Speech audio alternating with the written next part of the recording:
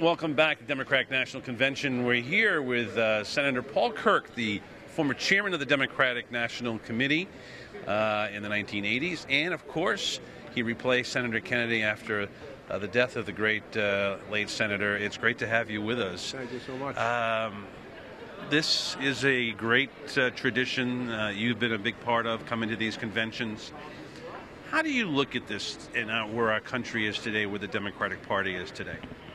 Well, I think this is one of the most important choices that the country will make, and I think the party is well equipped to fulfill what the aspirations and hopes of the American people are, that we take this country on a continuing course of improving and building jobs, never losing sight and never losing touch with the average American, folks who are struggling, some unfortunately without jobs today, but progress is being made.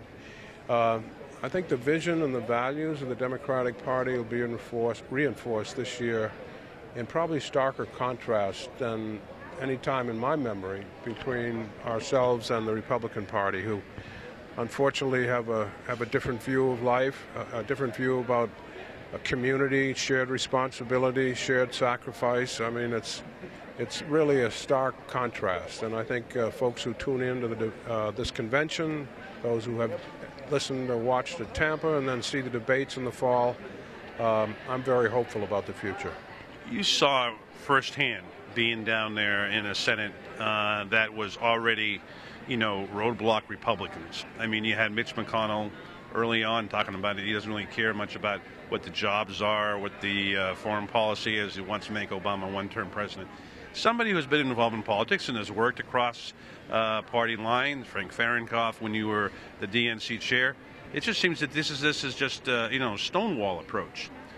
Well, it's almost worse than that. I think when you have the majority leader of what should be the minority leader, what should be the most deliberative body in politics, trying to decide what's best for the American people, and trying to work, knowing that there'll be differences and knowing compromise has to be effected, to essentially say, that's not my priority.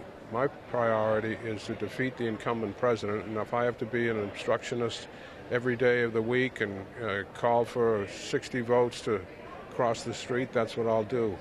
And the American people suffered as a result. And I'm very much disheartened about any attitude that comes to a body like that and describes it as public service. It's really the opposite. You were very close with the late, great Senator Ted Kennedy. Do you think that he would be beyond upset, red in the face, to see what has happened to his beloved Senate? Yeah, there's no question. He loved the institution. He loved the jobs the job it performed in the best of days, and he would be, I think his Irish would be beyond measure in terms of the behavior. And he'd seen a lot over 47 years in the Senate, but this had been the most disappointing kind of atmosphere that I can imagine he would have ever seen.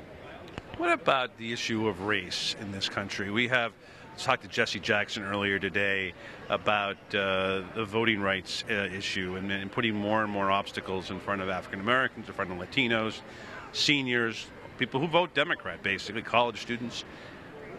This is to me something that you worked very closely with the Kennedy family, with LBJ, the Civil Rights Acts in the 1960s, and now we have one party. The same party wants to make the president a one-term president, using all obstacles possible to stop people from voting. I think most thoughtful Americans and patriotic Americans would say that they've been taught to believe and practice that voting is not only a fundamental right, it's a fundamental responsibility. And those are two different things. But in no case, if it's one or the other, would you try to impede the whoever it is from exercising that right or responsibility. We have enough low turnout in our country as it is, which we talk about being the model democracy in the world, but our people who are engaged and voting, there aren't enough of them. And to have a particular party trying to obstruct others from participating strikes me as it flies right in the face of the free citizen in our country having a right and responsibility to vote. One final question. As somebody who's been involved in putting conventions together, there's been a lot of talk about cutting them down from 4 days to 3 days. Some people even talk about 1 day. It is a different atmosphere. Obviously, a lot more media attention than ever before. How do you think, say the next 4 years, the next 12 years, what we'll see when it comes to Democratic conventions? I don't think you'll see a lot of difference. I think you may see more normal televised convention in a space of like 3 days. But the fact is that a lot of the things that go on at a convention are not for television and are not supposed to, expect to be covered by television. It's training and organizing and bringing together the federal offices with the state offices, with the municipal offices, with the grassroots delegates, uniting the party, getting them on the same page, and preparing for the general election.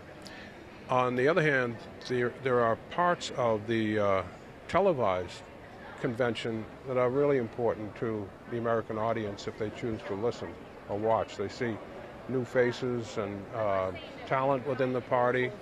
Obviously, the candidate's acceptance speech is the thing that sets the tone for the general election, and people can and draw a distinction. There's press from the journalists, the print journalists that follow. So my bet is that it won't change much from the 3 days or 3 evenings of prime time. It's great to be with the former senator. It's great to be with the former chair. Paul Kirk has joined us here.